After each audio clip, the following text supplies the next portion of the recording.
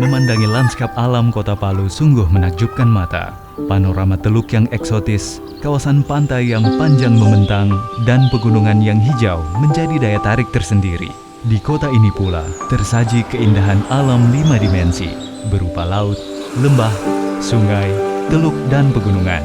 Lanskap alam yang unik dan istimewa ini tentu menjadikan Kota Palu memiliki segudang potensi untuk pengembangan kawasan perkotaan yang elok dan asri.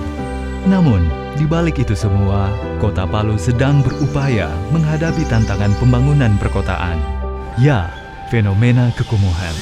Fenomena ini seakan menjadi momok yang selalu menghambat pembangunan kota di seluruh Indonesia. Permasalahan kumuh ini didorong oleh beberapa faktor, seperti urbanisasi, pertumbuhan penduduk, daya dukung infrastruktur, serta perilaku dan kesadaran masyarakat. Jika tak segera ditangani, situasi ini akan berdampak buruk pada kehidupan sosial dan ekonomi masyarakat, khususnya bagi mereka yang tinggal di lokasi kumuh.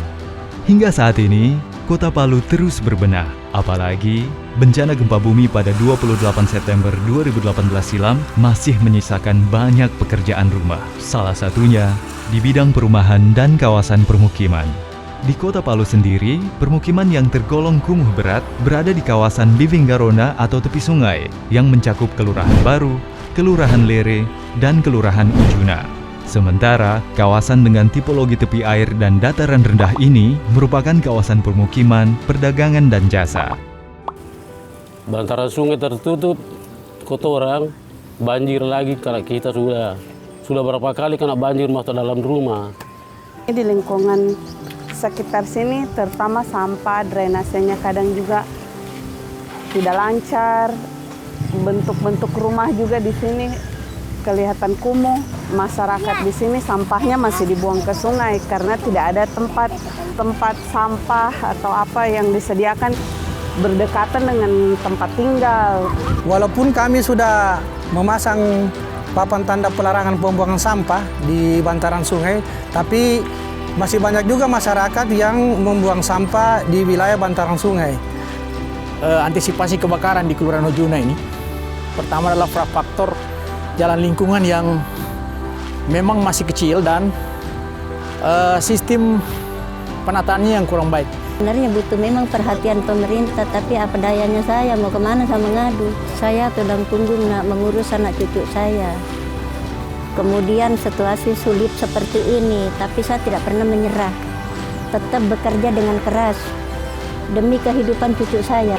Penghasilan saya 1 minggu kadangkala 100, kadangkala 1 hari dapat 20, 2 hari 40, sehari-hari cukup untuk membiayai hidup cucu saya.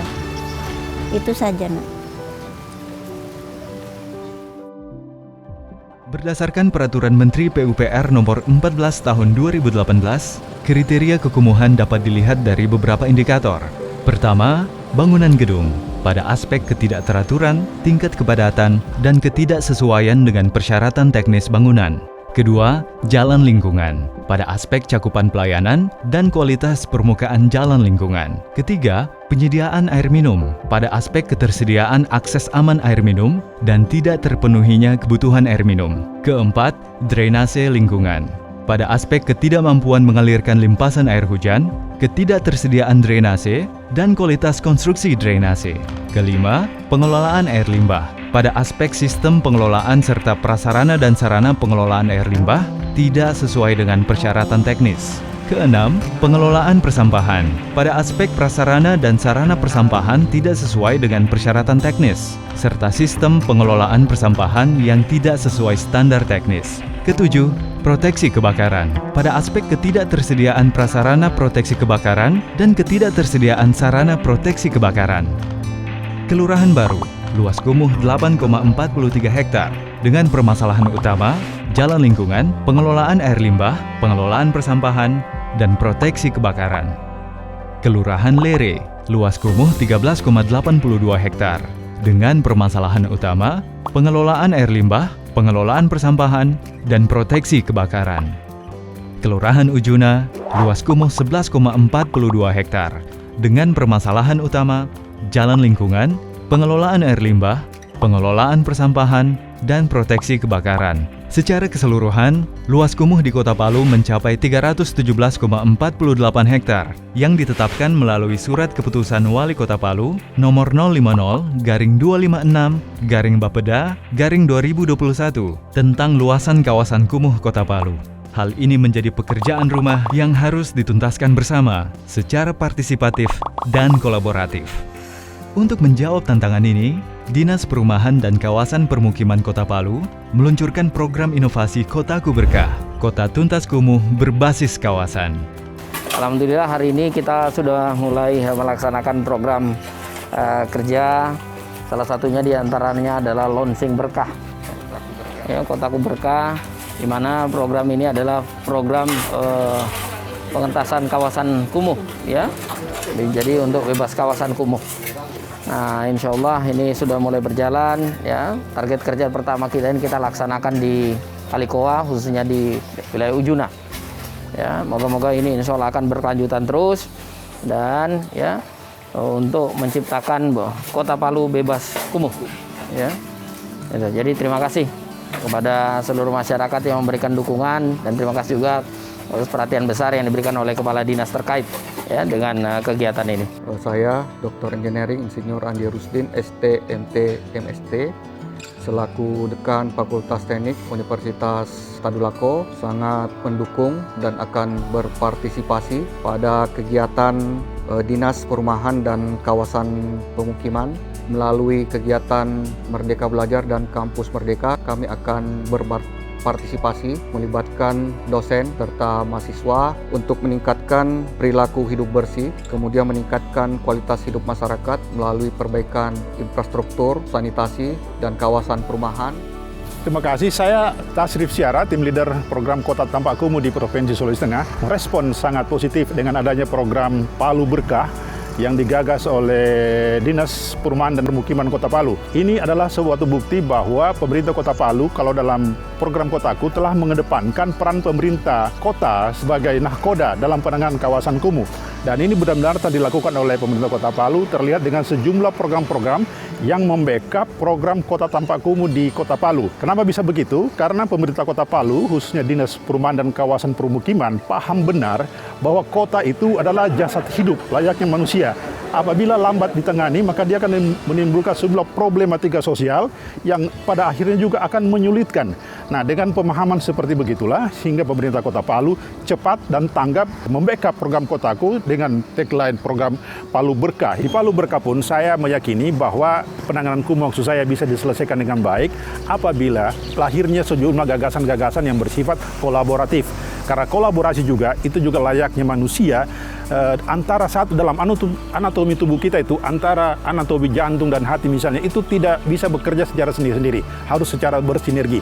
Nah, kota juga seperti begitu, perlu partisipasi publik, perlu keterlibatan para pakar, para intelektual, dan tokoh-tokoh masyarakat dalam penanganan kawasan kumuh.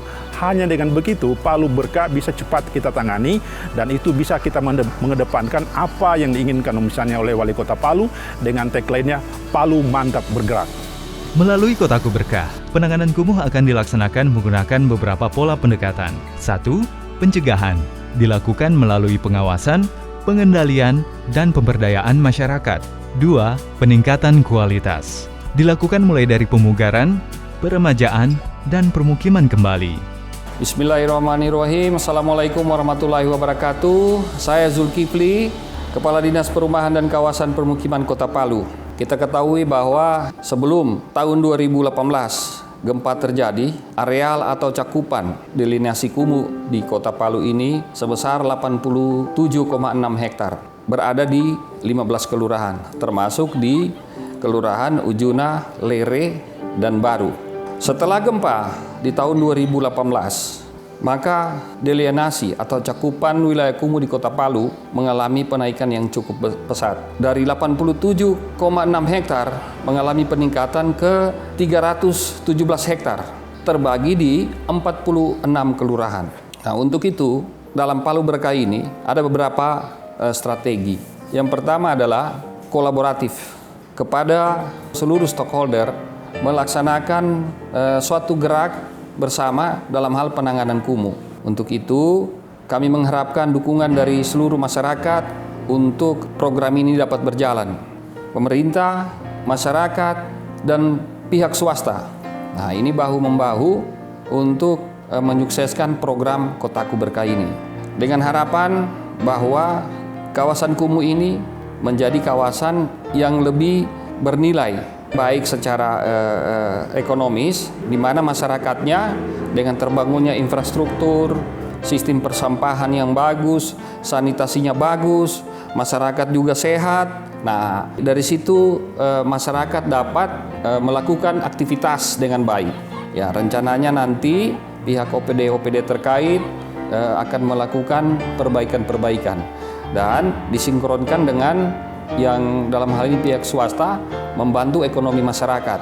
Nah, kalau jalannya sudah bagus, lingkungannya sudah asri, bersih, rapi, ya masyarakat juga bisa berusaha di situ, ya menjajalkan usahanya dan lain sebagainya, ya sehingga ini juga dapat bermanfaat bagi peningkatan ekonomi masyarakat yang ada di situ. Nah, di bantaran Sungai Palu ini, ya ini akan dibuat sedemikian rupa, ditata sehingga ini akan menjadi modal besar, ya bagi warga masyarakat yang ada di bantaran sungai ini. Dibuatkan infrastruktur yang bagus untuk menjadi tempat wisata, ya. Jadi Konek ini nanti kita melakukan pencegahan dan peningkatan kualitas kumuh, ya teman-teman yang ada di pariwisata akan melakukan kegiatan sosial ekonomi bagi masyarakat yang berada di bantaran sungai. Kemudian harapan kami juga mengharapkan kepada seluruh masyarakat, lebih khusus di 3 kelurahan Lere Baru dan Ujuna dapat mendukung program Palu Berkah ini. Membangun negeri tak bisa dilakukan sendiri-sendiri. Pemerintah, sektor swasta, komunitas peduli, akademisi, dan seluruh elemen masyarakat perlu bersatu padu menata Kota Palu.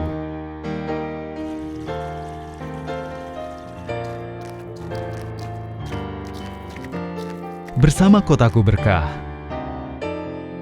Kota Palu mantap bergerak.